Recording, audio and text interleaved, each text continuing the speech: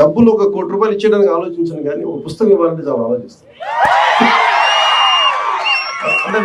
అంటే పుస్తకాన్ని ఇవ్వాలి అంటే నిజంగా నా సంపదని ఇచ్చేసి అంటే నా కర్ణుడి కవచకుండలాలు ఎలా కోసేస్తే బాధపడతాడో నాకు తెలియదు కానీ నా పుస్తకం ఇవ్వాలంటే మటుకు చాలా కింద మీద పడిపోతాను. ఇవ్వాలవుతుంది. అందుకని ఏంటంటే కొంతమంది అడిగినప్పుడు ఈవెన్ నా పిల్లలు అడిగినప్పుడు కూడా వాళ్ళకి కావాలని ఇంకో కాపీ కొనిచ్చిస్తాను తప్ప నా పుస్తకాలు ఇవ్వడానికి ఇబ్బంది పడతాను. అంత మమకారం నా పుస్తకాలు. ఎందుకు ఇంత మమకారం అంటే నా జీవితంలో ఎప్పుడు కూడా పుస్తకాలు అనేది పుస్తక పఠనం లేకపోతే నేను ఏమైపోయేవాడిని. నేను ఇంటర్వ్యూని కూడా ఎందుకు మధ్యలో ఆపేశానంటే చదువుకోలేక కాదు, మార్క్స్ తెచ్చుకోలేక కాదు, బాగా చదివేవాడిని. కానీ ఎందుకంటే నేను కోరుకుంటున్న చదువు పుస్తకాల్లో లేదు, క్లాస్ రూమ్ లో లేదు.